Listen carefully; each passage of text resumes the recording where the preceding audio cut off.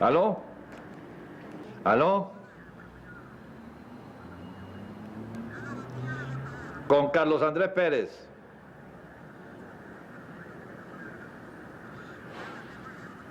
Hay mucho ruido, pero oigo. ¿Aló? ¿Aló? ¿Aló, aló? Parece que se cortó la llamada. ¿Aló?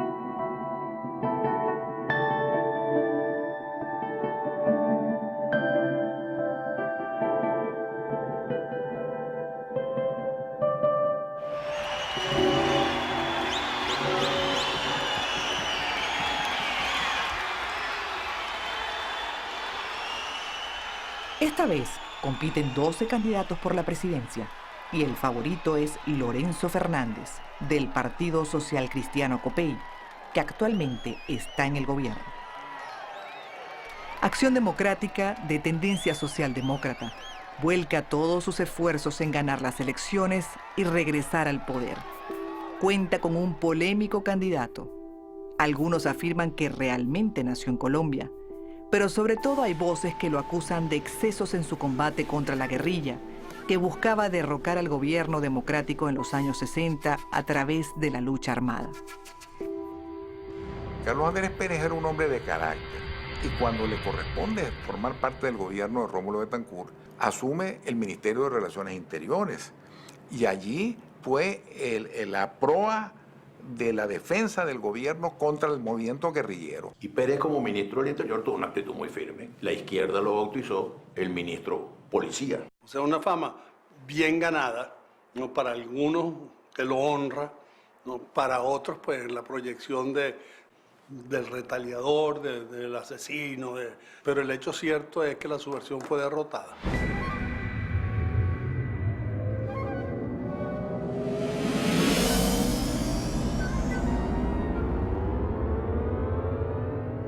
Cuando caminaba, empezaron a poner las marcas en el suelo. Y la oposición, Copey y la izquierda, le ponía al lado de la caminata unos pies con sangre, diciéndole, pero es un policía.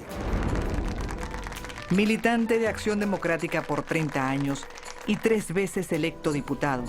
El caso de Carlos Andrés Pérez, antes ministro, ahora candidato presidencial, amerita llamar a profesionales de la publicidad. La campaña del 73 es la primera campaña que se hace en Venezuela con expertos internacionales de imagen. La gente pensaba que como tener imagen de policía y duro, eso le iba a perjudicar y querían suavizarlo.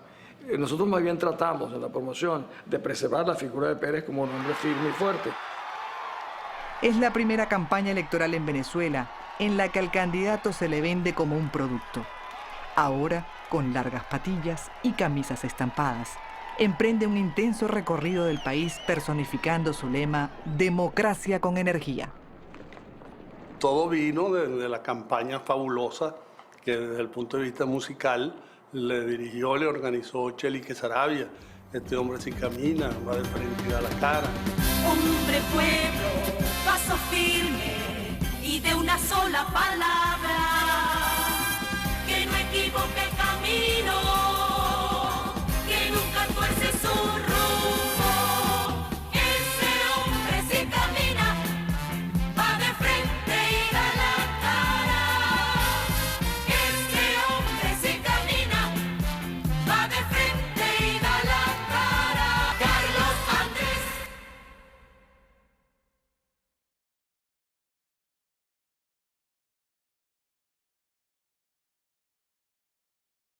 Venezuela es su historia, su tierra y su pueblo. Venezuela es una. Venezolanas, venezolanos, lo convoco a todos sin excepción, para firmar el gran destino de Venezuela y de América Latina. Muy buenas noches.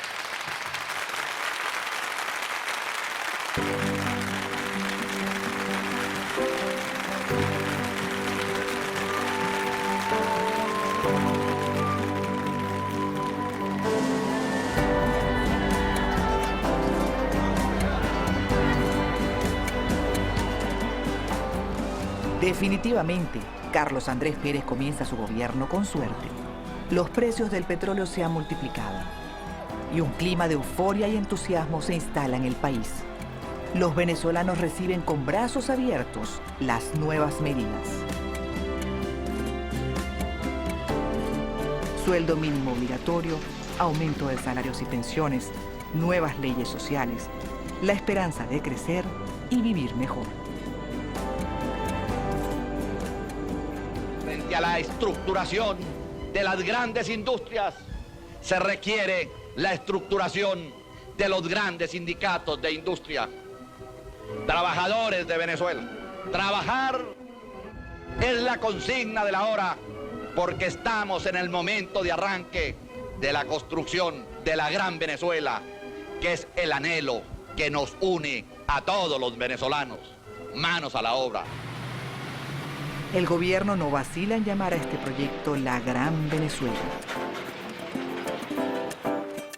Una ley de poderes especiales en materia económica le permite al presidente legislar directamente y crear empresas y corporaciones estatales.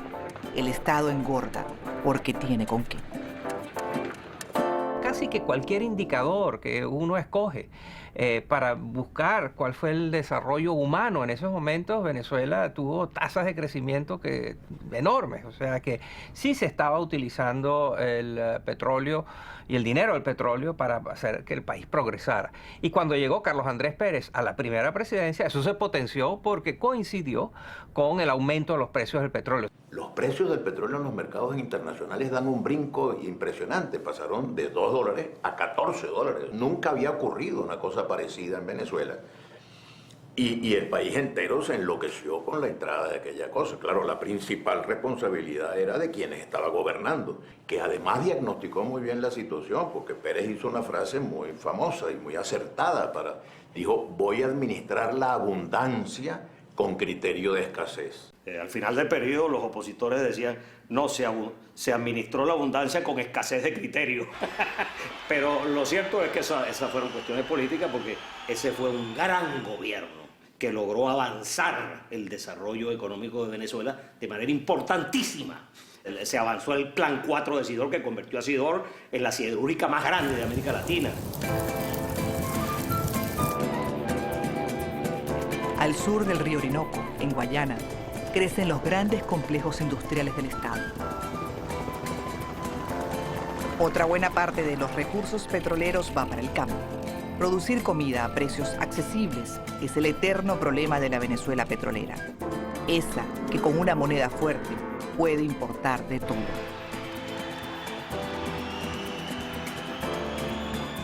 Por eso el gobierno entrega créditos agrícolas, subsidios a los fertilizantes y construye nuevas vías rurales.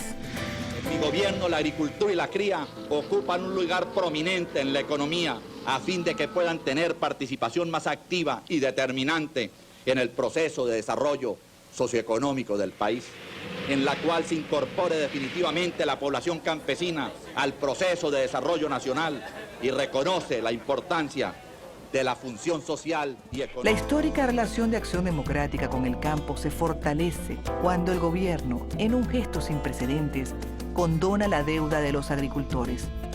Es, por supuesto, una medida aplaudida por el sector. También se crea Corpo Mercadeo, con la ilusión de abaratar el costo de los productos del campo al venderlos sin intermediarios.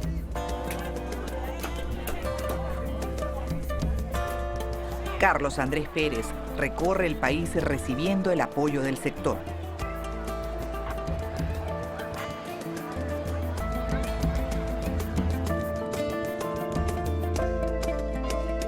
En el Táchira, su tierra natal, lo reciben con especial cariño. Nacido en Rubio, una zona cafetalera de los Andes venezolanos, se crió leyendo los periódicos colombianos. Allí, en Rubio, vivía también su prima Blanca Rodríguez, conocida como Blanquita, con quien se casó y tuvo 6 hijos. Ella lo acompaña a recorrer el país y va acumulando su propia popularidad como primera dama.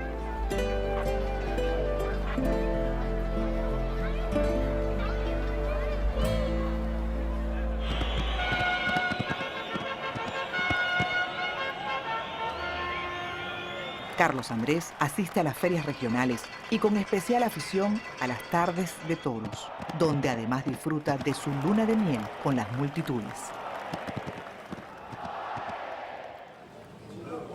Sus gabinetes, unos gabinetes en todo el periodo de gran respeto hacia los ministros. Ahí se discutían los temas, él oía las opiniones de todos los ministros y tomaba entonces una decisión. La otra cosa es que nunca se levantaba de la silla. El tipo pasaba 3 o 4 o 5 horas ahí sentado. Y lo demás salíamos, comíamos un queso, no sé cuánto, y regresábamos. Pero era autocargable, se autoenergizaba. Se declaran extinguidas a partir del 1 de enero de 1975 todas las concesiones que fueron otorgadas por el Ejecutivo Nacional. Hoy celebramos aquí con orgullo nacional que el hierro que se acumula en las entrañas de esta tierra vuelve a ser integralmente venezolano.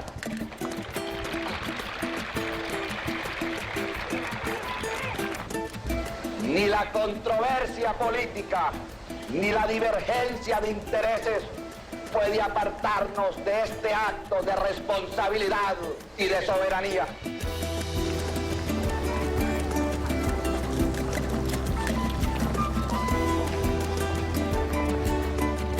Venía de nacionalizar el hierro, ahora se estaba nacionalizando el petróleo en medio de un gran acuerdo nacional.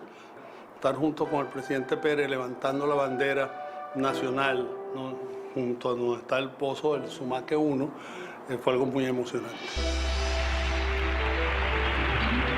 En el primer día del año de 1976, a celebrar la ceremonia con la cual, en nombre del pueblo, consagramos el gran día histórico en que Venezuela asume el pleno control de su gran riqueza petrolera. El petróleo mueve hoy la historia. Debemos movernos con ella. Manos a la obra. Ahora debemos hacernos dueños de nosotros mismos.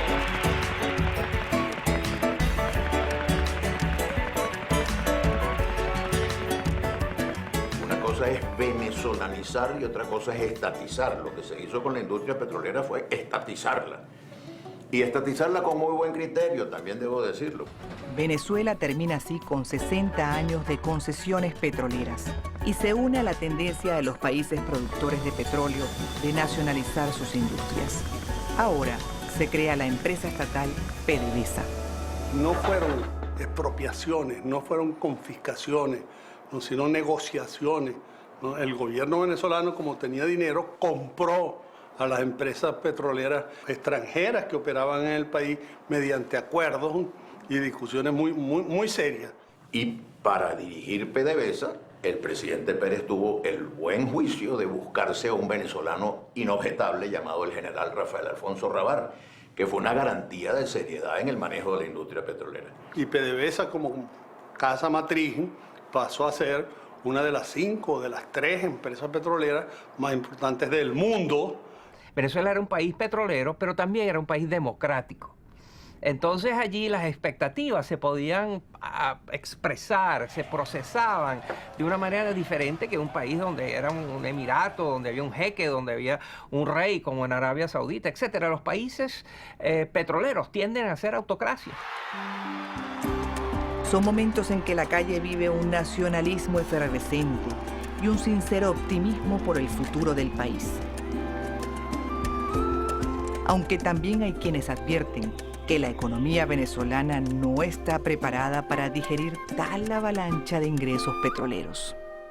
Yo llegué en Caracas en 1975 y era un momento del boom petrolero. Llegué para hacer una entrevista con el fundador de la OPEP, Juan Pablo Pérez Alfonso. Y él me dijo a mí, era jovencita en ese momento, Teresita, ¿por qué está estudiando la OPEP? Eso es un tema muy aburrido. Debe estudiar lo que el petróleo está haciendo a nosotros, los venezolanos.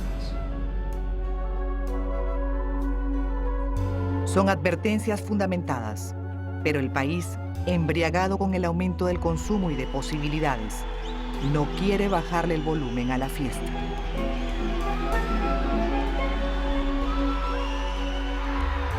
Carlos Andrés está en el auge de su popularidad y el país en el tope de sus posibilidades. Miles de jóvenes tienen ahora la opción de formarse en universidades tanto en Venezuela como en el exterior, apoyados por el innovador plan de becas Gran Mariscal de Ayacucho.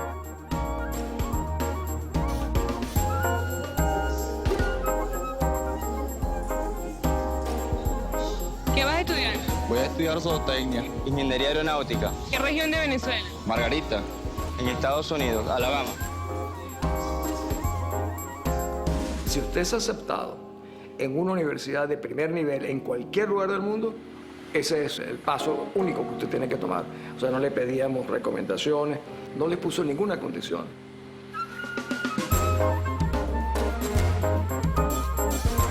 Yo mismo, que vengo de una familia humilde, bueno, me dieron una beca en Mariscal de Ayacucho, ¿verdad? Y me fui a estudiar en la Universidad de Harvard y en la Universidad de Yale, las dos universidades más rancias de los Estados Unidos. Gracias a ese programa de becas, yo no hubiera podido estudiar ni en la Universidad de Curazao, si no hubiera sido por el plan de beca Mariscal de Ayacucho, que fue un plan extraordinario.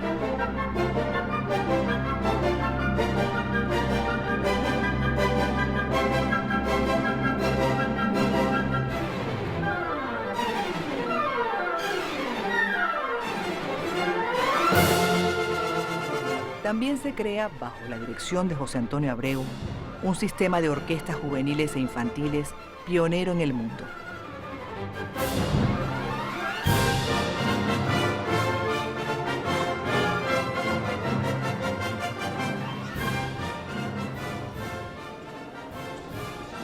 Los ingresos petroleros también alcanzan para la cultura y el arte. Nacen museos y casas editoriales. Y nuevos créditos impulsan una cinematografía nacional apenas incipiente.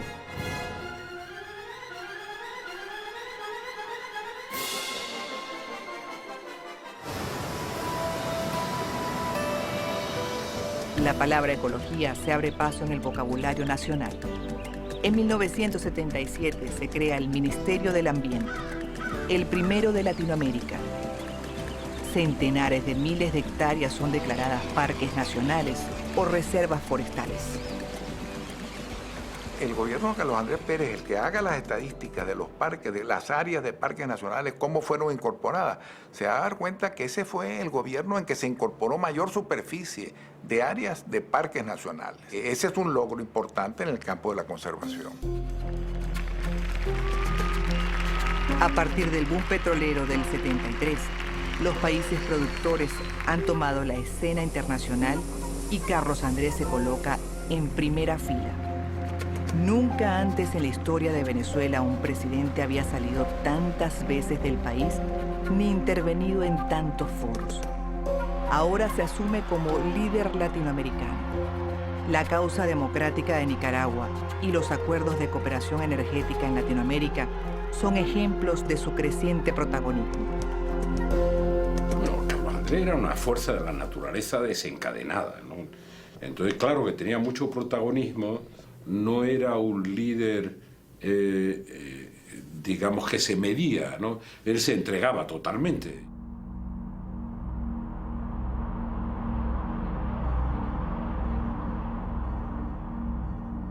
Cuando Torrijos plantea que el Canal de Panamá debe ser de Panamá Carlos Andrés lo dijo, tú solamente lo lograrás si hacemos que el caso del Canal de Panamá sea latinoamericanizado. Porque el Congreso de los Estados Unidos, los senadores, jamás aprobarán de que el Canal de Panamá pase a ser manejado por los panameños. Puesto que el presidente Carter está dispuesto a llegar a ese punto, ayudarlo latinoamericanizando el problema. Y eso ayudó a que el Congreso de los Estados Unidos posteriormente no se opusiera. He estado en contacto con el jefe de gobierno de Panamá, con el jefe de gobierno de Colombia y con el presidente de Costa Rica, por cuanto fuimos los 4 países que dentro de la unidad y la comunidad latinoamericana orientamos una acción hacia la cooperación con Panamá para el logro de este hecho que tiene una importancia histórica extraordinaria. 2 personas que tenían un inventario permanente de la coyuntura de todos los países de la región al día, que era Carlos Andrés y Fidel Castro, con los cuales era imposible no pasar horas recorriendo la coyuntura política, social y económica de los países. Mientras que estaba hablando y estaba haciendo un repaso de todos los problemas del mundo, Gonzalo Barrio me daba con el codo en el brazo y me decía, ¿ves? Este muchacho, Carlos Andrés, está muy bien. Quizá le falta un poquito de ignorancia, porque hablaba de esto, hablaba con una absoluta seguridad. No nos dejaba hablar, él tenía solución para todos los problemas y entonces en un momento le dice Felipe a Carlos Andrés, cállate por un ratito porque yo quiero también opinar y no has dejado hablar al presidente Arias. A él siempre andaba dando consejos, diciéndole a uno qué es lo que tenía que hacer.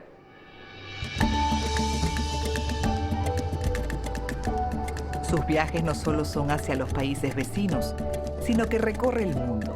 Es la reafirmación del rol de Venezuela en una OPEP que adquiere una inesperada relevancia en esta década y apuesta a un nuevo orden internacional en el que los países emergentes tengan mayor autoridad en las decisiones de un mundo cada vez más globalizado. Por supuesto, Carlos Andrés Pérez, como presidente de Venezuela, era una figura muy atractiva, seductiva para las gentes que estaban involucrados en el manejo del tema petrolero en el mundo entero. Es un aprendizaje sobre la marcha de los acontecimientos. Carlos Andrés no habla ningún otro idioma. Su experiencia internacional solo cubría la región del Caribe, países que conoció en su largo exilio durante la dictadura militar de Pérez Jiménez en los años 50.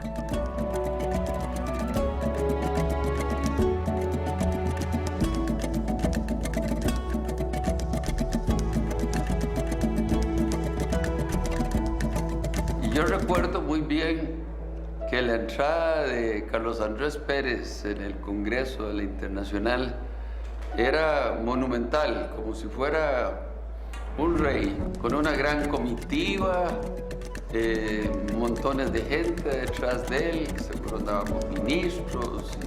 En aquel tiempo Venezuela era posiblemente el país más rico de toda América Latina.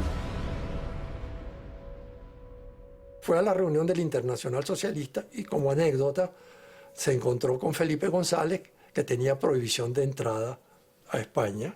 Carlos Andrés demuestra más bien su carácter, no solo su amistad, sino su carácter diciendo, no, tú te vienes conmigo. Tal. Entonces, durante el viaje le dije, mira, hagámoslo bien, no creemos una situación de tensión. Pero mi sorpresa fue que yo salí discretamente por detrás, él se bajó y lo primero que hizo cuando saludó a Juan Carlos fue decirle, quiero decirle que traigo contrabando en el avión. ¿Cómo que trae contrabando? Sí, que he traído conmigo a Felipe González. No es que el otro se reía y bueno. Su amistad y su apoyo al rey Juan Carlos en el proceso de transición democrática, su respeto y su amistad por Adolfo Suárez fueron muy notables. O sea, Carlos Andrés era un hombre realmente muy comprometido con la democracia española. Esos viajes los veían con reacción un poco negativa, diciendo que pretende realmente ser un líder mundial. Aunque su ambición es cuestionada por la oposición, No pareciera exagerado asegurar que muchos venezolanos celebran la popularidad del presidente fuera del país.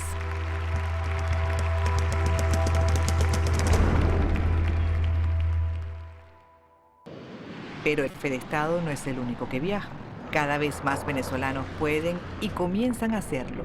La fortaleza del bolívar frente al dólar les permite a muchos salir por primera vez de Venezuela y su principal destino es la ciudad de Miami. A los venezolanos se les conocerá pronto por aquello que suelen decir: está barato, dame 2.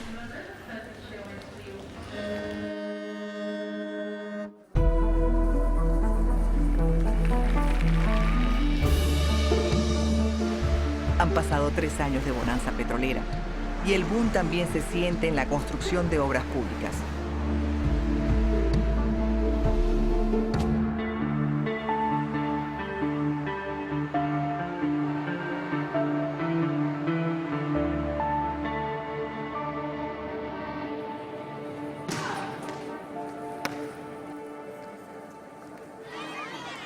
Hubo una inversión importante en escuelas y nuevos hospitales. De manera que prácticamente en todos los estados había una serie de ciclos básicos en construcción y una serie de hospitales que incorporaron miles de nuevas camas hospitalarias.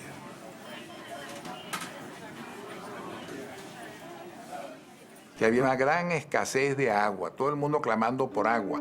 Y entonces arranca de ese momento el programa de acueductos regionales, que fueron unos acueductos que suplían al mismo tiempo a una cantidad de poblaciones contiguas, de manera que en la actualidad muchas de las fuentes que alimentan los acueductos principales de las principales ciudades se construyeron en esa época.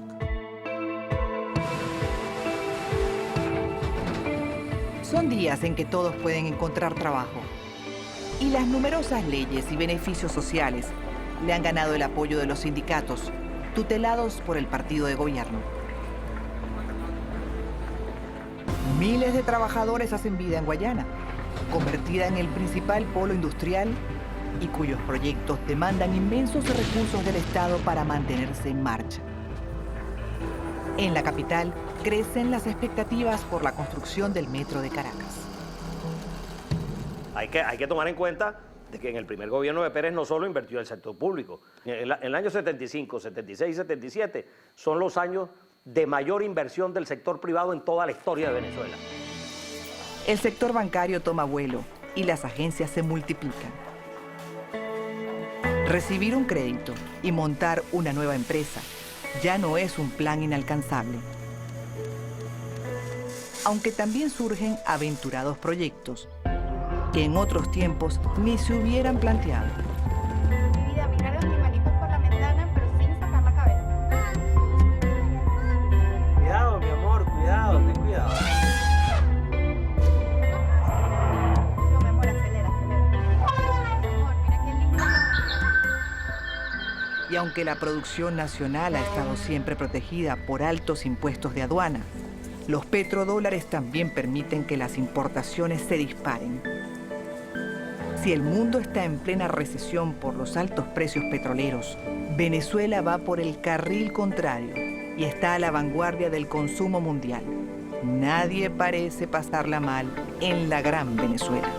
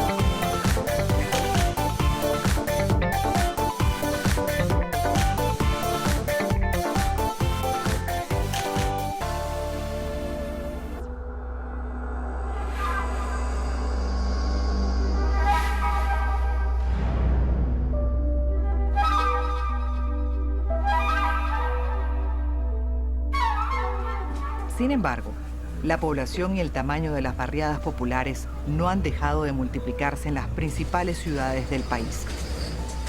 Este aumento responde a una desarticulada inmigración del campo y de países cercanos que busca formar parte del bienestar que la gran Venezuela ofrece. Y a mayor población, mayores demandas. El país tenía conciencia de que había entrado una enorme cantidad de dinero y los problemas básicos de los ciudadanos no se habían resuelto. Entró una cantidad de dinero que no tenía precedentes en la historia fiscal venezolana y Carlos Andrés Pérez quiso aprovechar eso para dar un gran salto. El país, sin embargo, hay que reconocerle al doctor Juan Pablo Pérez Alfonso, no estaba administrativamente preparado para administrar esa masa importante de recursos y entonces todos esos recursos no fueron eficientemente utilizados. Bueno, se fueron creando algunos grupos alrededor de ese chorro de dinero que le entró al país. Esos fueron catalogados en primer lugar por algunas personas como los 12 apóstoles. El petróleo en Venezuela creó no solo una situación económica, sino también creó una cultura, creó una forma de vivir, creó expectativas y ciertamente todo eso tuvo consecuencias sobre la manera como se organizó la política, la manera como se procesó el conflicto de ideas, de generaciones, de regiones, de intereses, de prioridades.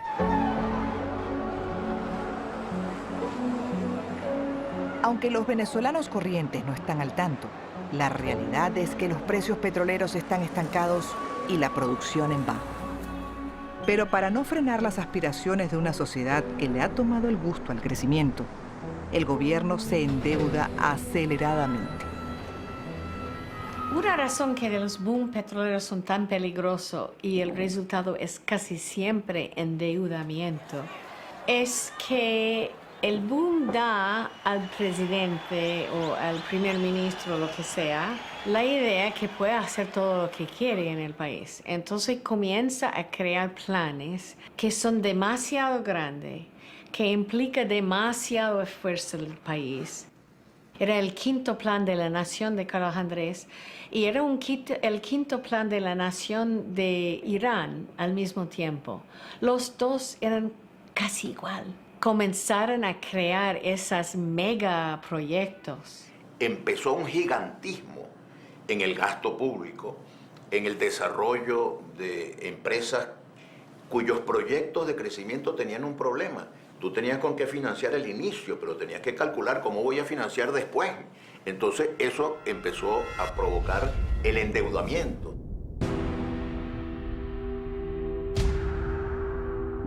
Los bancos internacionales hacen cola para prestarles a los países petroleros, ofreciendo dinero con muy bajo interés, asegurados por los altos precios del petróleo. ¿Pero qué pasó?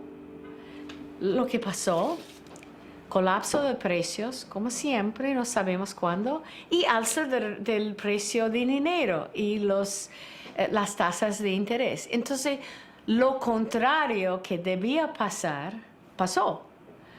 Que esta deuda comenzó a ser muy, muy caro y el petróleo más barato. Y eso era la causa de una línea y una pérdida de recursos tan increíble, no solamente para Venezuela, pero para todos. La cobija de los petrodólares comienza a hacerse corta. Y con el país cada vez más endeudado se inicia, aún de forma velada, el colapso del petroestado.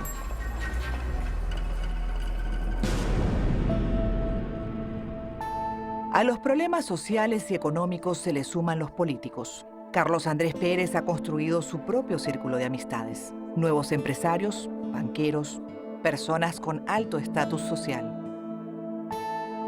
Ahora su imagen comunica un aire cosmopolita, que le trae problemas con Acción Democrática y un choque por el control del partido. Su principal contrincante no es cualquier persona. Es el expresidente Rómulo Betancourt. Aunque no hay enfrentamiento público, Betancourt toma distancia de quien fuera su pupilo. Cuando hay en el poder un grupo que adula, hay otro grupo que intriga. Y yo creo que ese cruce que fue muy evidente en el primer gobierno de Carlos Andrés, hizo posible pues que prácticamente se produjese allí una ruptura afectiva y de visión de país entre Rómulo y Carlos Andrés. El país que le tocó gobernar al presidente Rómulo Betancourt fue un país totalmente distinto que el país de la abundancia que le correspondió gobernar a Carlos Andrés Pérez. Betancourt logra, contra la voluntad del presidente, que Luis Piñerúa conquiste la candidatura de Acción Democrática para las elecciones presidenciales que se avecinan. Y la campaña que hace Luis Piñerúa está orientada sobre la base de que él va a acabar con la corrupción, lo cual se interpretaba que había la percepción en el partido y en ciertos líderes de que en el gobierno de Carlos Andrés había despilfarro y que hubo corrupción. El presidente Pérez se ha labrado un prestigio internacional, pero le ha costado poder en su propio partido. Pérez tenía claro, él tenía aliados en su partido, pero tenía pocos amigos en su partido, como la historia lo va demostrando a lo largo de los próximos años. Cada vez más los medios de comunicación divulgan casos de corrupción y algunos escándalos penales que opacan la imagen de su gobierno. La trágica muerte del animador Renio Tolina, conocido como el número 1 de la televisión venezolana, abre un camino para la especulación. Por otro lado, se habla mucho de fortunas con negocios turbios, de créditos que no se devuelven. Y en el campo se habla de agricultores que ahora vuelan en sus propias avionetas, pero no conocen los tractores. Hubo mucho dinero que se contrató para programas de crédito al sector privado que después escurrió el bulto cuando vino el momento de hacer el balance de la obra de Carlos Andrés Pérez. Donde hay mucho dinero y poco control, es muy fácil que haya corrupción, como en efecto aparecieron muchos casos de corrupción. Y yo creo que la corrupción no es un hecho atribuible a fulano o a mengano, sino a un desajuste institucional causado por los incrementos extraordinarios de los ingresos sin programas adecuados para utilizarlos. En los países que exportan petróleo, incluyendo a Venezuela, no es que estos países tienen más ladrones que otros. El problema son los incentivos que está creado por un Estado que vive de rentas. Porque la circulación de rentas crea un sistema de incentivos que da la idea, si no roba, es un tonto, no es vivo. Ustedes tienen un minuto en el gobierno o en un contrato con el gobierno, o su familia tiene un contrato en el gobierno. Tiene ese momento, tiene que tomar lo que puede. Al iniciar su último año de gobierno, la situación política ha cambiado. Los partidos de oposición, que se habían visto disminuidos por la bonanza de los primeros años, ahora confrontan al gobierno sin reservas. Todo parece acumularse en contra de Pérez. Los precios petroleros, la inflación, las denuncias, la insuficiencia de los servicios. Crecer también trae problemas. Su presidencia está por terminar. Las elecciones están cada vez más cerca. Y el principal candidato opositor pregunta, ¿dónde están los reales? La percepción de que somos un país rico y que cambiando de gobierno volverán esos reales que se habrían despilfarrado, impulsa la victoria del candidato de Copey, Luis Herrera Campins. Hoy en cambio me toca recibir una economía desajustada. Recibo una Venezuela hipotecada.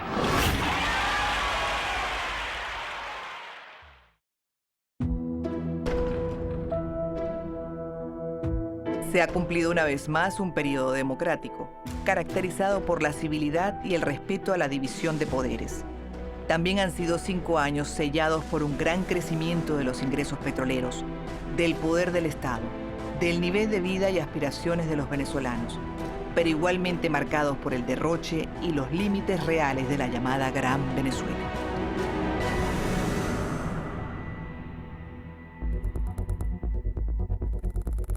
Pérez, fuera de la presidencia y con más enemigos que nunca, ahora tiene que enfrentar nuevos ataques. El que causa más revuelo es el de un barco. Viene la acusación del Sierra Nevada, que fue un barco refrigerado que hubo que traer por una gran necesidad de que no había un sistema refrigerado para la capital. Y ahí le implicaron a Carlos Andrés diciéndole que lo hizo para hacer un negocio él. Se presentan una serie de elementos de juicio sobre irregularidades cometidas en esa compra de ese barco refrigerado, que comprometían niveles administrativos inferiores al presidente de la República, pero en todo caso fue convertido en un caso simbólico para atacar al presidente de la República. Los enemigos que los tenía fuera del gobierno y dentro de Acción Democrática, levantaron ese caso como para poderlo eliminar políticamente hacia el futuro. Se realiza en el Congreso la esperada votación. Con el apoyo de su partido y los votos salvados de algunos diputados de la izquierda, logra salir ileso. Él siempre se aparecía como invulnerable, todopoderoso, Superman, pero mi impresión es que esas acusaciones lo dañaron personalmente, lo entristecieron mucho. El problema de Carlos Andrés, para los que lo conocimos, no era ni el dinero, ni nombrar a este o aquel. El problema de Carlos Andrés era uno solo, suficientemente grande. Él quería pasar a la historia.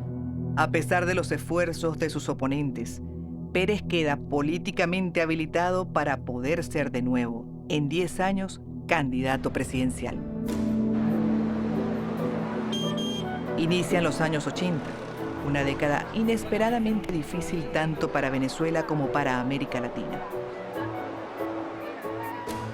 La década de los 80 fue una década muy dura. Luis Herrera le tocó desvanecer el sueño del dólar barato con la devaluación, y a Jaime Lucinchi le tocó un bajón importante de los precios de petróleo, y por lo tanto ese país bonancible de la década de los 70 se convirtió para América Latina y para Venezuela en un país de dificultades, donde ya no se conseguía lo que antes se conseguía, donde la situación empezaba a notarse diferente, y eso golpeó mucho, primero a los partidos políticos y en segundo lugar al liderazgo general de la sociedad venezolana. En esa época se dio lo que se llamó la crisis de la deuda, que condujo a lo que se llamó la década perdida, que fue 10 años en el cual los países menos desarrollados y sobre todo América Latina no crecieron, y se aumentó el desempleo y aumentó el hambre, la pobreza, etc. Durante este tiempo, la vida personal del expresidente Pérez toma un nuevo rumbo. Establece una familia con Cecilia Matos, quien había sido su secretaria y quien lo ha acompañado sentimentalmente desde hace años. Se ha mantenido cautelosamente alejado de la política venezolana, pero no así de la escena mundial. Como vicepresidente de la Internacional Socialista, estrecha lazos con los líderes socialdemócratas de varios continentes. Se empapó de los problemas del mundo global que se comenzaba a desarrollar, entendió la naturaleza de los cambios que había que promover.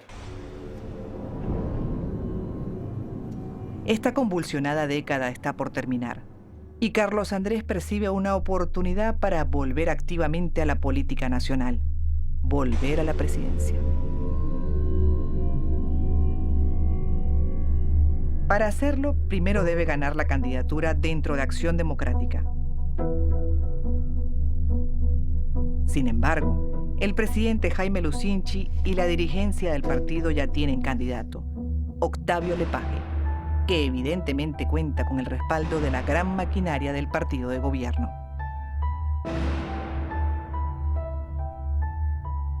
Pero Carlos Andrés viene decidido y confiado en su popularidad, apoyado por las bases del partido y el movimiento sindical. Contra todo pronóstico, logra imponerse como candidato presidencial de Acción Democrática. Una vez que Carlos Andrés Pérez se impone en los llamados colegios electorales, todo el partido entra en la campaña todo el partido apoya a Carlos Andrés Pérez para ganar las elecciones, que era lo más importante en ese momento para Acción Democrática.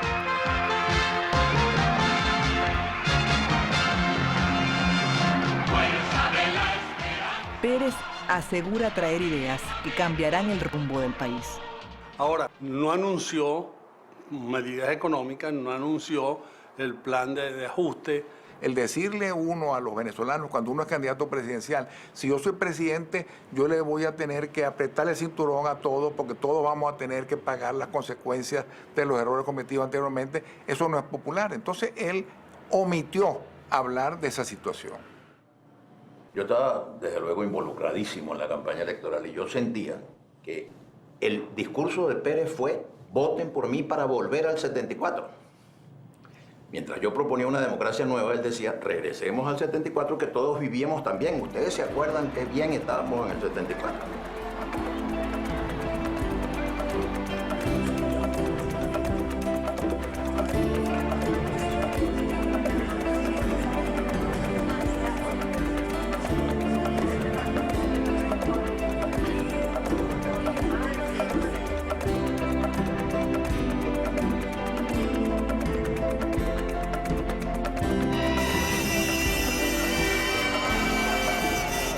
Es el primer presidente venezolano electo democráticamente 2 veces.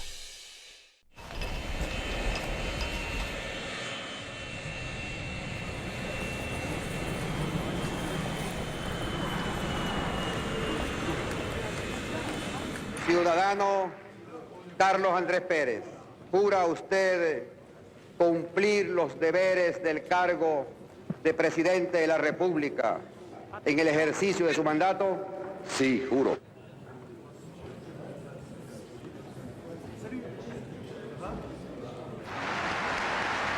Primero, una crítica que le hacen por lo que llamaron la coronación, que vinieron de todas partes del mundo, jefes de Estado y de todo, porque Venezuela, y Carlos Andrés en particular, era ya muy conocido. Yo creo que no fue una coronación, fue un acto espectacular, un acto bonito, un acto con mucha proyección. Yo dije esto: desde la coronación de la reina de Inglaterra no había habido un espectáculo más, digamos, exagerado que este. Sacar la juramentación del presidente de la República del hemiciclo del Senado para el Teatro Teresa Carreño ya era una primera señal inconveniente. Y el otro pecado fue: si va a anunciar un gobierno de austeridad, ¿por qué empieza con esa fiesta tan grande? No se puede hacer la interpretación que se quiera. Lo cierto es que Carlos Andrés era un personaje absolutamente popular desde el punto de vista internacional. Además, Carlos Andrés tenía una cualidad personal que políticamente tiene mucho valor. Carlos Andrés era muy poco rencoroso, cosa que en política es un bien muy escaso, ¿eh? Allí estaba Fidel Castro y no había ninguna incomodidad. Debería haberla habido, muchísima. Carlos Andrés era ministro del Interior cuando Fidel Castro estaba atacando la democracia recién conquistada con Rómulo Betancourt de presidente, y la pelea fue muy dura. Pero Carlos Andrés era capaz de superar eso. El presidente anuncia cambios, medidas para despojar al Estado de numerosas cargas. Pero para la mayoría de los venezolanos no queda claro que la austeridad está tocando la puerta. Más bien pareciera que se acerca otra bonanza. Manos a la obra.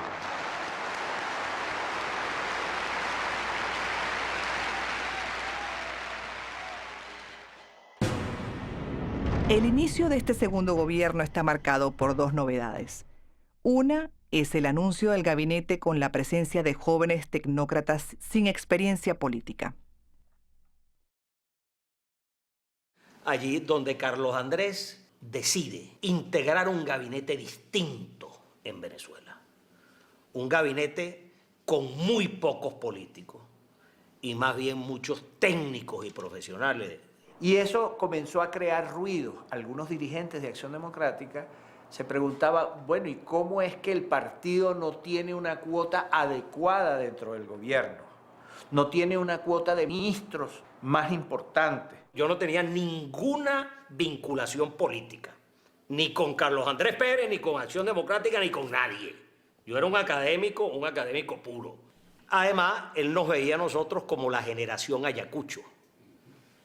La cosecha que él iba a recoger de lo que sembró en el primer gobierno con el plan de beca Mariscal de Ayacucho. Eso sí, lo que yo sí hice mucho fue pensar en cuál tenía que ser un gran programa de desarrollo para el país. Pero un programa no de ajuste, un programa de crecimiento económico sostenible en el tiempo, acelerado, para convertir a Venezuela en un país desarrollado. Y con este fin, la mayor novedad es la liberación de la economía, eliminando el control de cambio, reduciendo impuestos a las importaciones, disminuyendo subsidios, es decir, limitando la injerencia del Estado en el comportamiento económico.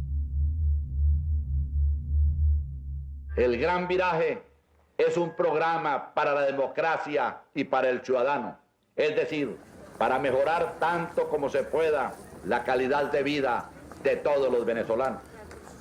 El Gran Viraje fue una frase para comunicarle al país que estábamos tratando de darle la vuelta a ese gran barco llamado Venezuela y darle una nueva senda de mayor crecimiento, de mayor modernidad, de mayor democracia y de mayor justicia. Tuvo la lucidez de darse cuenta que no podía venir con las políticas del primer gobierno, sino que tenía que cambiar porque había que hacer un gran ajuste de la economía venezolana. Mientras desde el gobierno se le llama el Gran Viraje, la oposición lo llama el paquetazo. Y llegar en el segundo, y él dijo, mi madre, no hay dinero.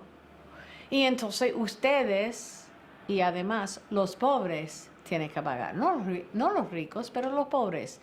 Costo de petróleo, costo de autobuses, costo de comida, costo de etcétera, etcétera. Todo la receta de la Fundación Monetaria Internacional que siempre mete muchos de esos sacrificios en los que no crearon el problema. La idea que era posible no acudir al Fondo Monetario Internacional es, por supuesto, uno de los mitos. Repito, el país tenía 300 millones de dólares en las reservas del Banco Central. No tenía la capacidad de importar, no tenía la capacidad de acceder a los mercados internacionales, tenía un enorme desabastecimiento. La economía estaba realmente colapsada. Y le pasó a Rusia, y le pasó a los países asiáticos, y le pasó a casi todos los países de América Latina. Cuando eso pasa, llorando, pataleando y quejándose, pero hay que terminar con el Fondo Monetario Internacional. Pero no se trata solo de obtener recursos, sino de realizar difíciles ajustes macroeconómicos. Claro, para ello hay que hacer, como te digo, algunos ajustes en la política económica. No puede ser un país proteccionista. Un país proteccionista no puede ser un país exportador. Manejar la política cambiaria de manera distinta. Tú tienes que tener una tasa de cambio en lugar de la tasa de cambio sobrevaluada que siempre tuvo Venezuela, por lo cual era muy fácil importar, ¿verdad? No, una tasa libre competitiva que permita al sector industrial, al sector agrícola, al sector turístico convertirse en grandes sectores de exportación. Estas medidas económicas del Gran Viraje son anunciadas en medio de un tenso ambiente social, motivado por la escasez de productos de la cesta básica como consecuencia del control de precios que mantenía el gobierno anterior. Cuando los precios se ponen por debajo de los costos de producción, van a desaparecer los productos. Nadie va a vender un producto por debajo de lo que le cuesta. Y era increíble lo que estaba regulado. El precio de una panela de hielo estaba regulado, el precio de una bombona de gas, el precio de un entierro. Había un precio para una arepa de jamón y queso, había otro precio para una reina pepiada y así, ¿no? La primera medida del programa de ajustes es el aumento de la gasolina. El gobierno de Pérez en general empieza con plomo en el ala por esa tragedia histórica que fue el 27 de febrero, que ocurrió a los 25 días de la toma de posesión de Carlos Andrés Pérez, que fue el 2 de febrero de 1989, ¿ok? Donde el programa económico no había empezado a aplicarse, porque no había tiempo. El único aumento fue de la gasolina un mediecito que la gente más bien se quedó sorprendida. Bueno, y este es todo el ajuste. Un día lunes, los transportistas adelantan el aumento de sus tarifas y en Guarenas, los usuarios comienzan a reclamar. Muy pronto, la protesta toma otras dimensiones y se replica con fuerza en la capital.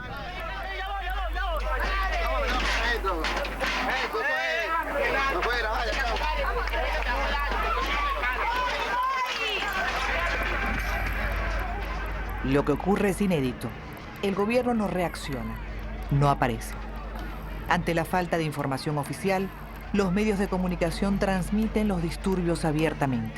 Ustedes pueden ver, en estos momentos están entrando al supermercado Central Mairense, donde se están llevando todo tipo de artículos alimenticios, de mercancía seca.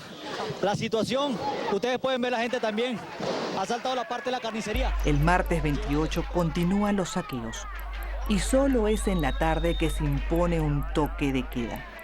Las Fuerzas Armadas no lo pueden permitir que minorías que no quieren entender esta situación aprovechen cualquier evento para desatar una ola de intranquilidad en toda la nación. El gobierno llama al ejército para restablecer el orden y asistir a la policía superada por los disturbios. Hay que recordar que el descontento del 27 de febrero y los días sucesivos no se dirigió contra ninguna institución del Estado, contra ningún partido político, no se dirigió contra el presidente, sino bienes de consumo. Y ahí participaron sectores sociales no solamente pobres.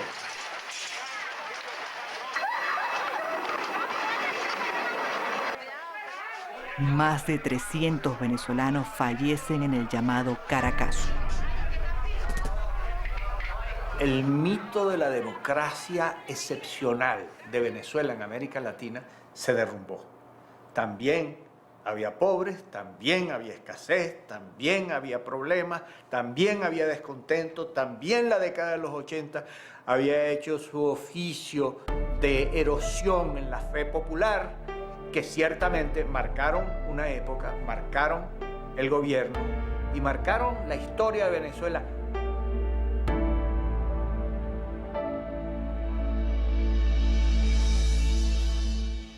Me da la palabra a mí y yo, mi respuesta le digo, mire, presidente, hemos tenido este hecho tremendo del 27 de febrero y entonces, no, nosotros podemos aguantar unos meses la toma de las medidas, yo puedo ir a renegociar con los organismos internacionales y entonces me interrumpe el presidente, me dice, ministro, un momentico, vamos a quedar claro lo que vamos a hacer. Usted nos va a explicar todo en detalle lo que vamos a hacer a partir de hoy para empezar a ejecutar ese gran programa de desarrollo que usted nos ha dicho que va a desarrollar a Venezuela.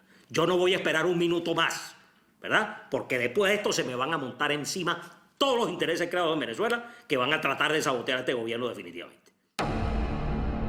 Ajustes económicos similares se han implementado en otros países, pero son novedosos para la Venezuela petrolera.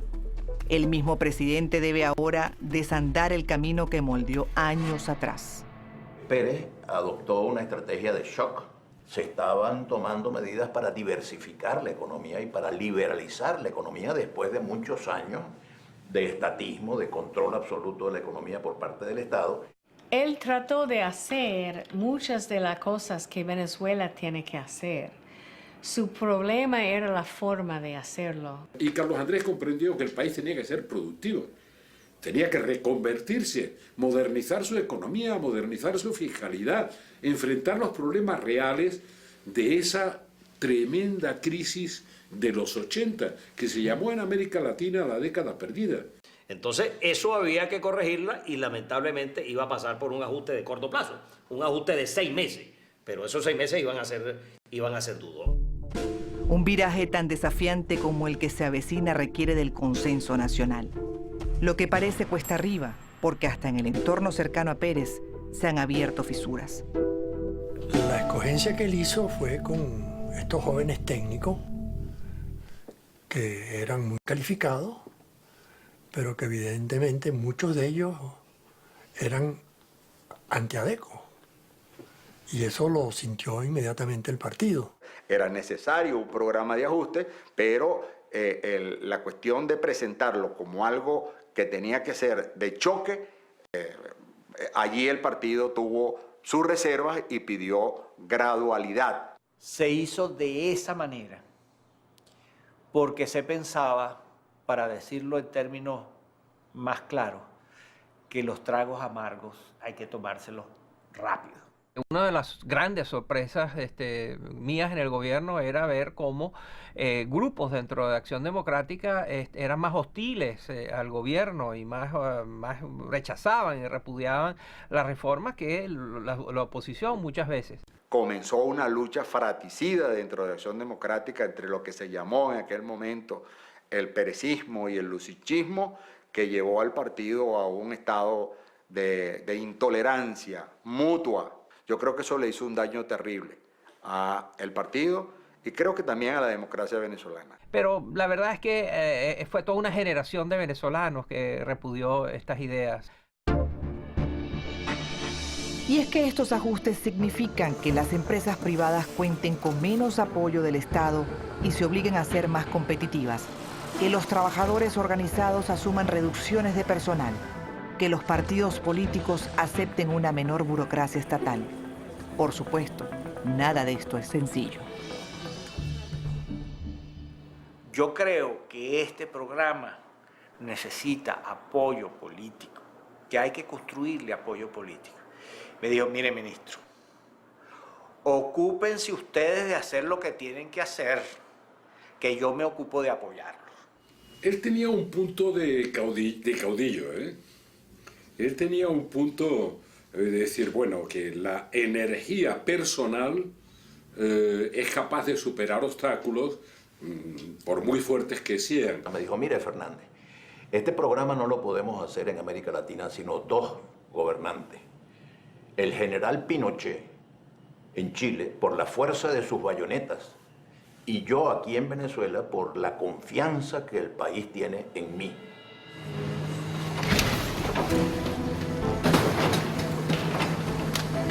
El año 89 finaliza con trascendentales cambios para el mundo. Y la Guerra Fría llega a su ocaso. En Europa los gobiernos comunistas comienzan a desaparecer uno tras otro. Mientras tanto, Venezuela también se está transformando.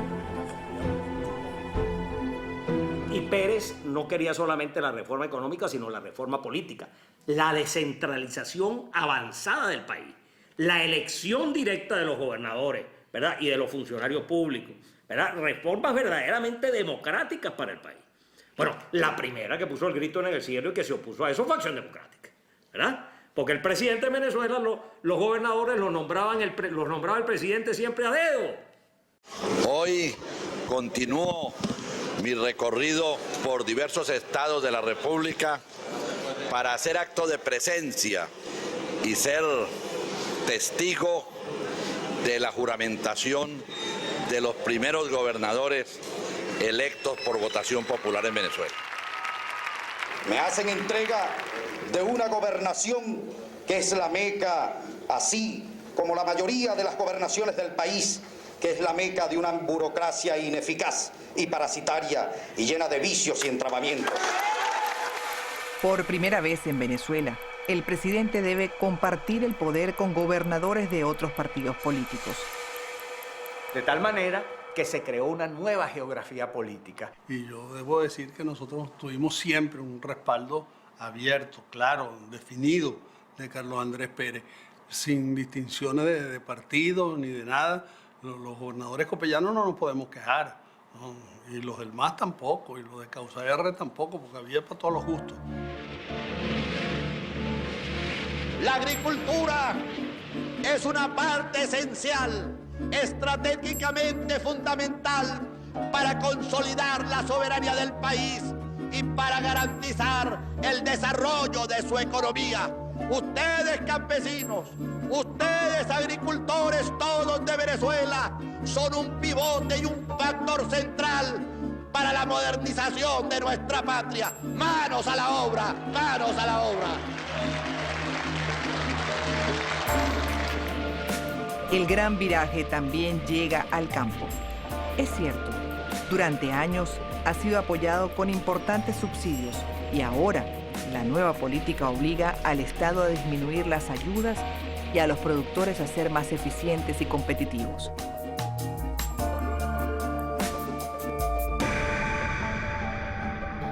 Comienza el segundo año de gobierno y a Venezuela empiezan a llegar nuevas inversiones.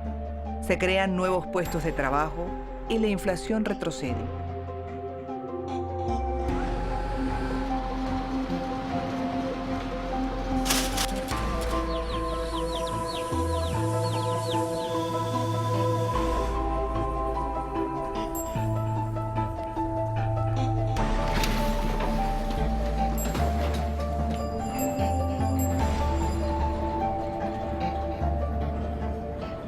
Un sector de la economía crece y logra exportar, pero otros han tenido que reducirse o cerrar. Un buen ejemplo de estas dificultades es el sector textil, que ahora tiene que competir en precio y calidad con las telas importadas que pagan menos impuestos para entrar al país.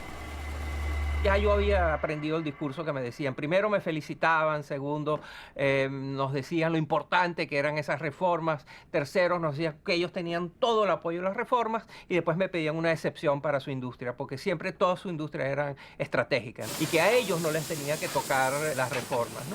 Entonces empezaron a perforar el apoyo al programa.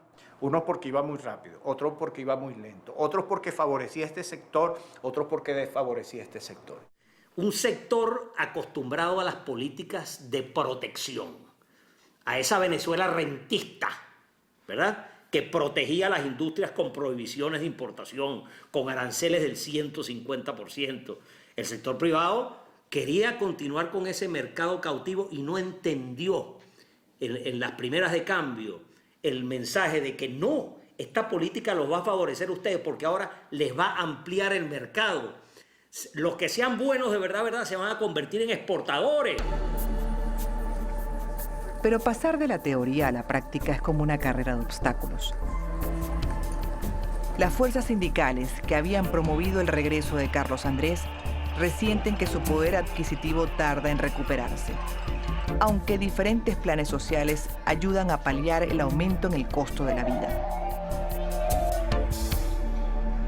Por ejemplo, la beca alimentaria, que era una beca en efectivo y en alimentos a todos los niños que asistían a los colegios públicos. Ese fue el gran programa social de Lula da Silva en Brasil. La beca familia lo llamaba él. Y el de Ernesto Zedillo en México, la beca familia también en México. Ese programa, el primero que lo creó fue el gobierno de Carlos Andrés Pérez en 1989. La beca alimentaria. El aumento tremendo de los hogares de cuidado diario, la inversión en hogares de cuidado diario, el seguro de paro forzoso, ¿verdad? También es cierto que estos planes sociales difícilmente cubren las necesidades que ya existían y que se han acentuado por los ajustes. Desde el Congreso, tampoco se facilita la labor del gobierno. Los partidos políticos frenan importantes iniciativas como la creación del impuesto al valor agregado, el IVA. Entonces, queríamos racionalizar el impuesto sobre la renta y crear el IVA, que Venezuela era el único país del mundo donde no había IVA, porque siempre todo había salido del petróleo. En los países que tienen mucho petróleo y en donde el Estado moderno fue formado en el mismo momento de la explotación de petróleo, como Venezuela, eso implica que las instituciones del Estado están formadas alrededor de renta, de la profita excesiva que viene del petróleo. Estos países son diferentes que todo el resto de los países del mundo. Y lo importante de eso vivir de rentas implica que no tiene impuestos, no tiene la necesidad de extraer recursos de su población. Venezuela, desde que es un país petrolero, el Estado mantiene a los ciudadanos. Y por eso, tradicionalmente, los venezolanos no pagábamos impuestos. Carlos Andrés Pérez se juega en estos años su viejo prestigio, rectificando del pasado. Ahora no es momento de nacionalizar, sino por el contrario. Desde luego que, repito, tenemos que disminuir el tamaño del Estado. Tenemos que reducir las empresas básicas a exclusivamente lo básico, de manera que la privatización va hacia aquellas empresas que están en manos del Estado y que el Estado no tiene por qué administrarlas ni conducirlas. La más emblemática es la privatización del monopolio estatal de telefonía, CanTV. Una empresa telefónica que tú para agarrar el tono tenías que pasar 10 minutos con el teléfono en la mano para que te cayera el tono, ¿verdad? Y después tenías que marcar 10 veces el número, ¿verdad? Porque ahí no se había vuelto a invertir un centavo en materia de telecomunicaciones en Venezuela. Sin embargo, son muy pocas las que se logran realizar. En un país tan estatista como Venezuela, privatizar siempre ha sido motivo de confrontación y desconfianza. Por eso, a quienes están apostando a la privatización de nuestras grandes empresas básicas, Alcasa no será entregada a los grandes monopolios del capital internacional, ni cedida a precios viles a los dueños del capital nacional. La Confederación de Trabajadores de Venezuela tenía un poder real, un poder de negociación y de presión real. Y cuando hablaban de privatización, siempre la CTV, que prácticamente la cúpula de la CTV, los principales dirigentes de la CTV estaban en la Dirección Nacional de Acción Democrática, planteaban, ajá, ¿y qué va a pasar con los trabajadores? Para mí era como obvio que había que privatizar el hipódromo de la Rinconada, donde los dueños de los caballos eran la gente más rica de Venezuela, eran criadores, ahí se hacían apuestas inmensas los sábados y los domingos, corría muchísimo dinero, todo el mundo ganaba, menos el Estado, menos los ciudadanos venezolanos. Bueno, fue imposible. Fue absolutamente imposible el privatizar el hipódromo, que daba pérdidas todos los años y era dinero que nosotros necesitamos desesperadamente para los hospitales, para las escuelas, y no lo teníamos porque se lo llevaba el hipódromo. No eran cantidades muy grandes, pero creo que es un símbolo muy interesante que es lo que pasa con las privatizaciones. Casi 3 años después de haberse implementado el gran viraje, la economía venezolana ha superado la aguda crisis económica. Queremos comercio en condiciones de reciprocidad y equilibrio. El presidente continúa el paradigma de su primer gobierno y mantiene una intensa agenda internacional.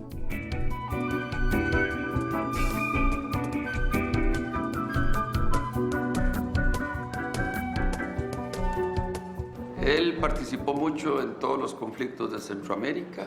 Habían guerras civiles en El Salvador, en Guatemala y en Nicaragua.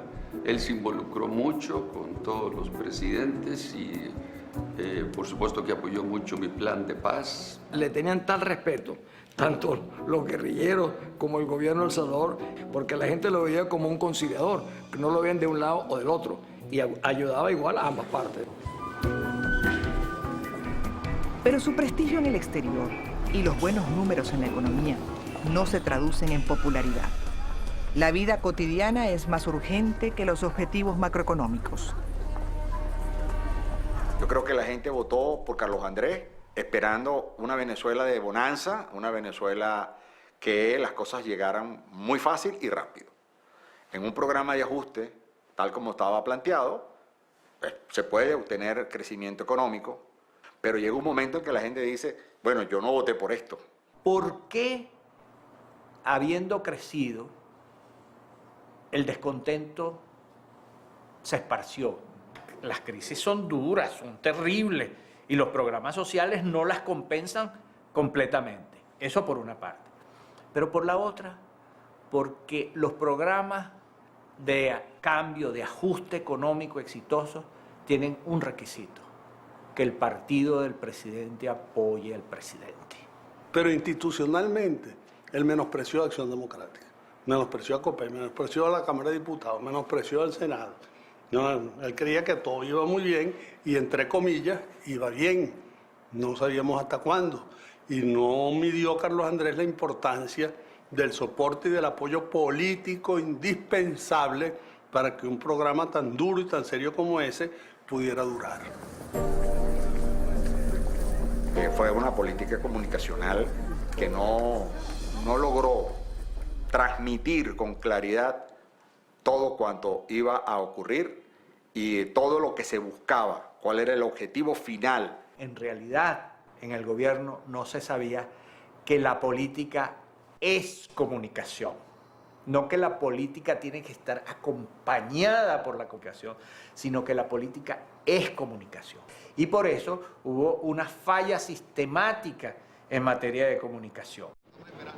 Tampoco está el presidente de luna de miel con los medios, que en estos años han gozado de mayor independencia e influencia en la sociedad. Ciertas o no, las denuncias de corrupción ganan terreno. La lucha contra la corrupción, la obsesión por la corrupción que existía, fue exagerada y distorsionada. Fue asfixiado el debate sobre el futuro del país por el debate sobre la corrupción. Entonces, el proyecto nacional de Venezuela, el proyecto de cómo se construye un país, cómo se desarrolla el país, no era tengamos mejores hospitales, escuelas, universidades, instituciones. El problema es metan presos a los corruptos, y eso ciertamente no da para construir un país. Malviviente, y nos queda bien a todos, además. Qué mal vivimos, mana. Qué mal vivimos. Por estas calles hay tantos grillos y malhechores.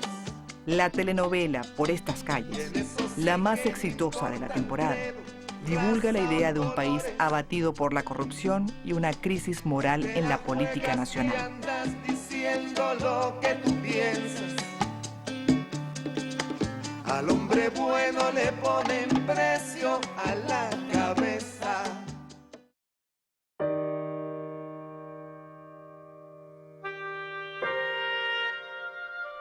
A todo esto se suma la confusa situación alrededor de la vida personal del jefe de Estado. La presencia pública de Cecilia Matos ha crecido y es tema en los medios. A su entorno se le vincula con favoritismos y negocios poco transparentes. Revelaba que el presidente de Venezuela tenía un problema personal no resuelto que se convirtió en un flanco de acusaciones, por ejemplo, acusaciones de corrupción. Le hizo daño especulativo entre quienes querían perjudicarlo y lo lograron.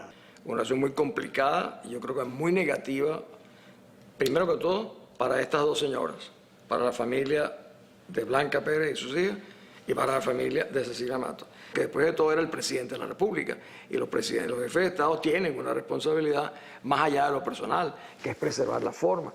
Curiosamente, en una relación mucho más compleja como esta, perdió el sentido de las formas, y eso ha sido la parte más criticable de su vida, de su vida, que no es su vida política, pero que sí afectaba a su vida política.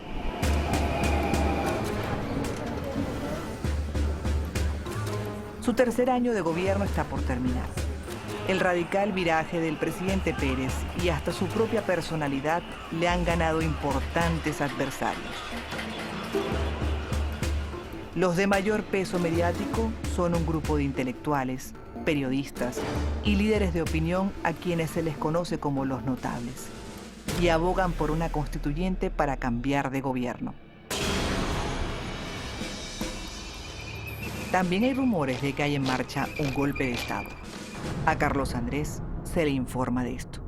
En un momento determinado recibo una información sobre la inminencia de un golpe militar.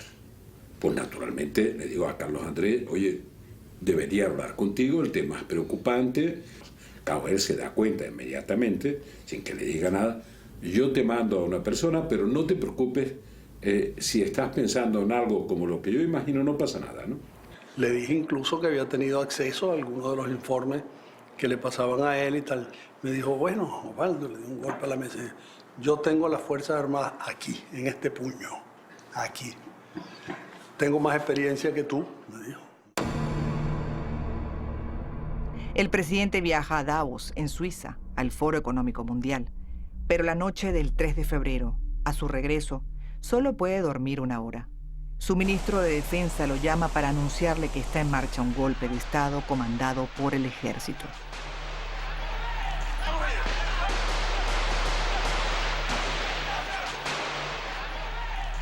Carlos Andrés llega al Palacio de Gobierno, que los golpistas tratan de tomar por todos los medios.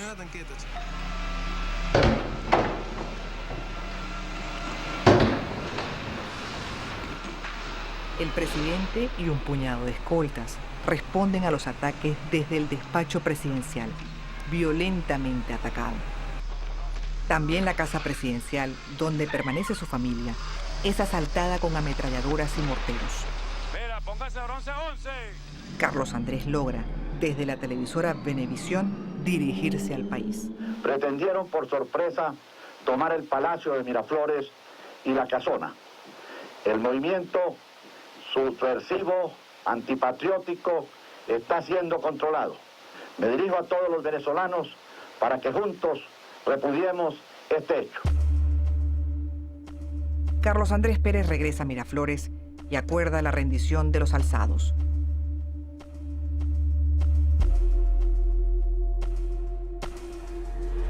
Horas más tarde, el jefe de los golpistas en Caracas aparece en televisión. Compañeros, lamentablemente, por ahora, los objetivos que nos planteamos no fueron logrados en la ciudad capital. Las declaraciones del teniente coronel Hugo Chávez tienen impacto. Una parte del país interpreta la asonada militar como una ansiada reivindicación. Más derramamiento de sangre. Esa tarde, los partidos políticos coinciden unánimemente en condenar el fallido intento.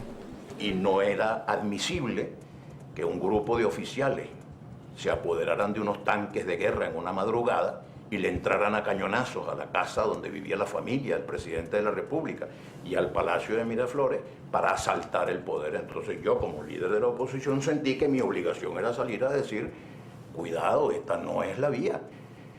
Pero el expresidente Rafael Caldera sorprende con un discurso en el que matiza su condena al intento de golpe de Estado. Pedirle al pueblo que se inmole por la libertad y por la democracia cuando piensa que la libertad y la democracia no son capaces de darle de comer, de impedir. En la prensa se multiplican los artículos y declaraciones que manifiestan directa o veladamente su simpatía por los militares vencidos. Definitivamente, mire, hubo grupos de las élites que respaldaron el golpe de Chávez el 4 de febrero de 1992.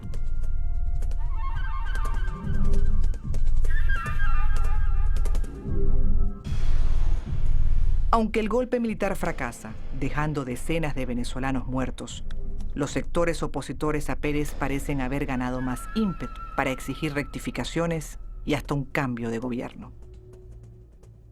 Porque no hubo sector que no se vio afectado por las reformas. Fue un ajuste que tocó a todos y hubo una masiva reacción. Yo nunca me olvidaré un día que estaba en mi carro y estaba oyendo una radio y había un disc jockey. Y lo oigo en un discurso en contra de las reformas, ¿no? Un discurso cargado de falsedades, de mentiras, de medias verdades, pero dicho de una manera muy elocuente y muy sincera. El tipo de verdad creía eso. ¿Y dónde lo oyó? Bueno, no importaba. Lo que importaba era que tenía un sentimiento que yo creo que reflejaba un sentimiento mucho más amplio.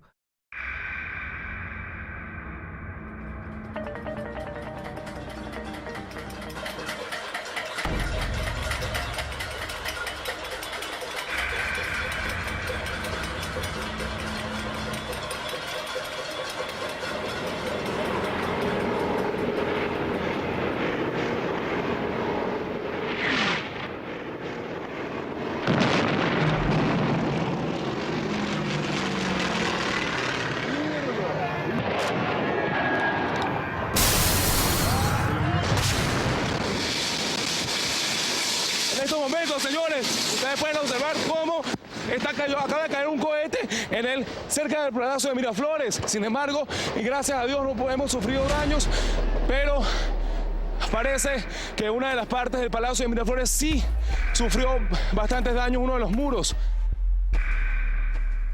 Solo 9 meses más tarde irrumpe otro golpe militar, esta vez encabezado por la aviación. En Caracas hay combates aéreos y el Palacio de Gobierno es bombardeado.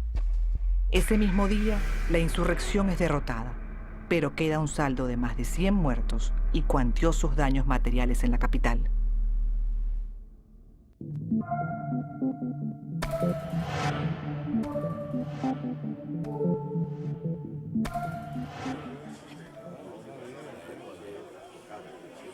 Apenas días más tarde, se realizan las segundas elecciones para gobernadores y alcaldes.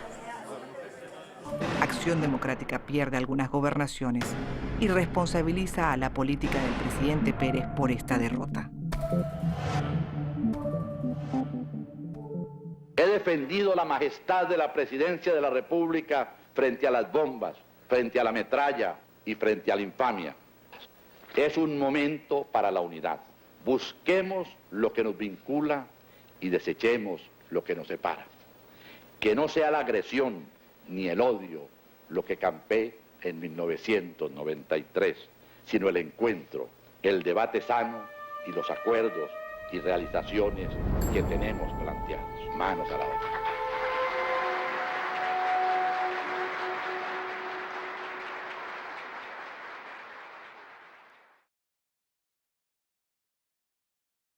Cuatro difíciles años intentando cambiar el paradigma rentista de un petroestado han dejado su huella en el ánimo del presidente y en su popularidad. Carlos Andrés lo que pasa es que se quedó solo. Realmente no construyó el tejido que podía llevar a acuerdos sociales o de consenso que le permitiera realizar el programa de su segundo gobierno. O sea, su idea era mucho más clara, pero los interlocutores fallaban por todas partes. Y cuando los líderes caen en el prestigio popular, se convierten en presa de todos los que tienen acumulados resentimientos legítimos o ilegítimos. Y entonces empezaron a sentir que estaba débil, que estaba muy debilitado. Las élites, eso que llamamos los notables, ¿no? ¿Te fijas? Por la obsesión, ¿no?, que tenían de liquidar a Carlos Andrés Pérez a como diera lugar. La cosa personal en la política venezolana históricamente ha tenido mucho que ver. Incluso Rómulo Betancourt, en alguna oportunidad yo le escuché decir que la política venezolana era un pleito permanente entre compadres y comadres, amigos y amigas. Finalmente no había fuerza política y social para sostener lo que estábamos haciendo. Y fuerza son sindicatos, gremios, partidos, asociaciones empresariales, opinión pública, medios de comunicación. Es decir, el presidente y el gobierno se fueron quedando solos.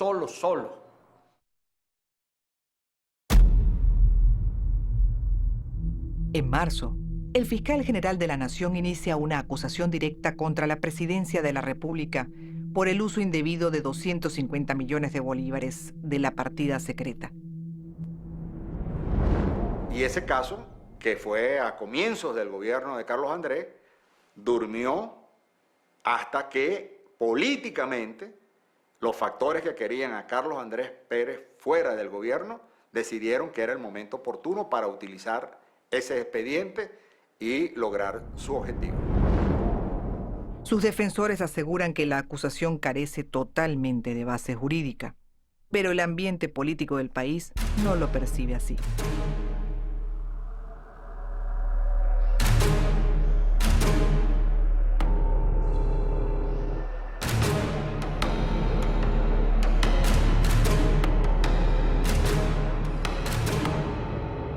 La mirada está puesta sobre la Corte Suprema de Justicia para que se pronuncie pronto. La aceptación de esta demanda obligaría al presidente a dejar su cargo para enfrentar la justicia.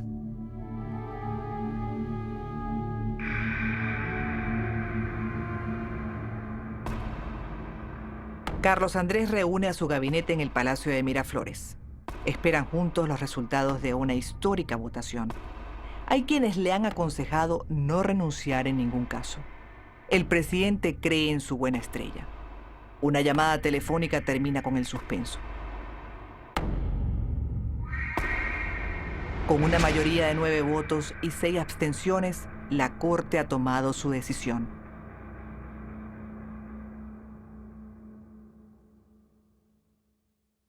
Un perturbador silencio toma el palacio.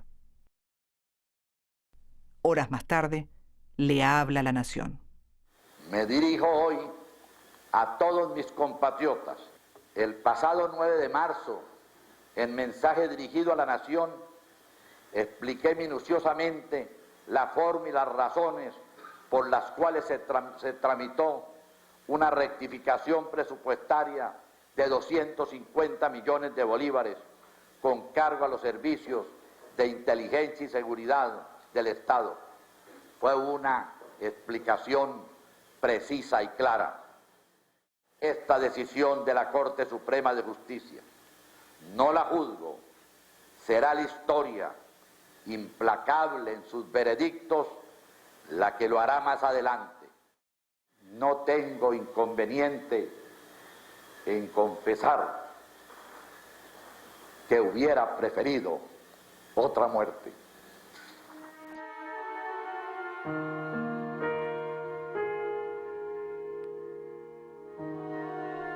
El segundo gobierno de Carlos Andrés Pérez acaba de terminar, 8 meses antes de lo previsto. El proyecto de reducir el tamaño del Estado y dejar de ser un país que solo exporta petróleo tendrá que esperar.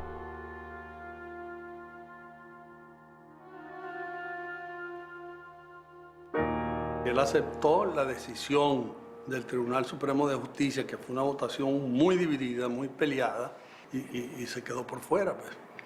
Dio un testimonio, ¿no?, de lealtad institucional, ¿no?, hacia las instituciones básicas a costa de su propia presidencia y de su propio prestigio. Él, en vez de acumular y concentrar y buscar trucos legales y políticos y financieros para concentrar poder, él distribuyó el poder. Y al final, esa distribución del poder terminó acabándolo a él y llevándolo a la cárcel.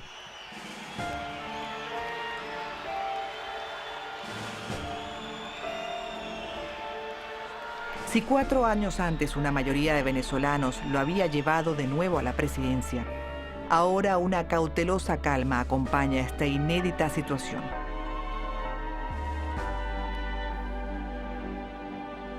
Días más tarde, el historiador Ramón J. Velázquez es electo por el Congreso para asumir la presidencia hasta el final del mandato constitucional. Lo sucedido es un hito en la historia democrática venezolana. Para algunos, un acto de justicia. Para otros, una componenda política de múltiples intereses. Cuando tuvo, digamos, la mejor política para hacer un ajuste que era inevitable, fue cuando no se le permitió ir. O si quieren decir fracasó, o lo hicieron fracasar. Es el tema de que no se le explicó bien al país lo que se pretendía hacer, cosa que es absolutamente cierta. Sin embargo, yo me pregunto si hay alguna manera de explicar esto que haya logrado crear el apoyo que era necesario. Yo no tengo dudas que lo hicimos mal, pero tampoco tengo dudas de que el país no quería oír esto. Si alguien no quiere hacer algo, si alguien está aferrado al pasado, si le gusta la manera como estaban ocurriendo las cosas, pues no te van a oír. Y no estaba preparado ni los partidos políticos, ni los empresarios, ni los gremios, ni los sindicatos, ni los trabajadores organizados. Es decir, la sociedad no estaba preparada, la sociedad estaba acostumbrada a lo que hemos llamado el modelo rentista, petrolero. Entonces todo lo que él propuso en su primer gobierno lo trató de recoger en el segundo, y por supuesto que todo eso, bien especulado por los adversarios, le hizo daño. Carlos Andrés, en su segundo gobierno, quiso enmendar al Carlos Andrés del primer gobierno, pero no pudo.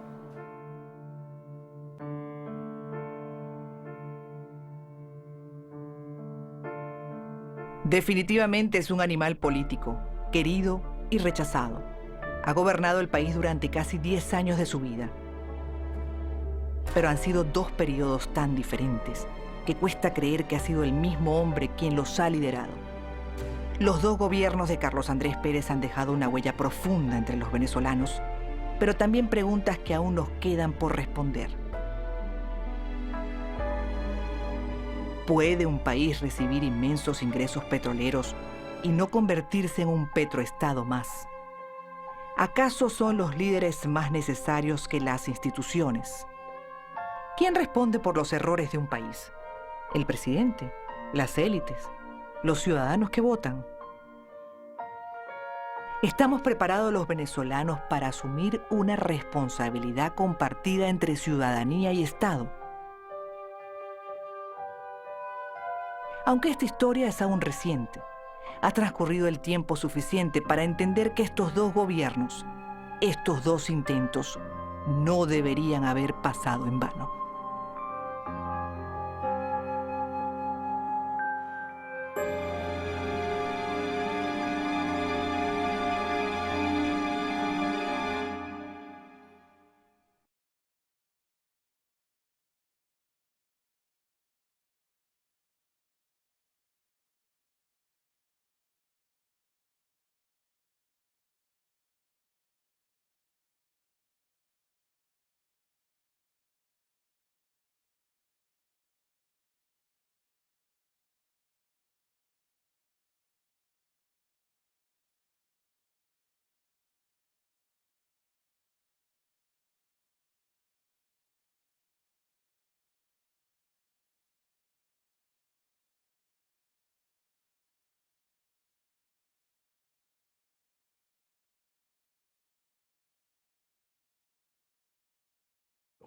La cultura del odio, desgraciadamente, esa es la historia venezolana. Y si nosotros continuamos por ese camino, pues seguimos abriendo una ancha, inmensa y profunda fosa a las aspiraciones de bienestar de los venezolanos. La única manera de que saquemos a Venezuela de esta crisis tan profunda es eliminando el odio. ¿Aló? ¿Aló, aló?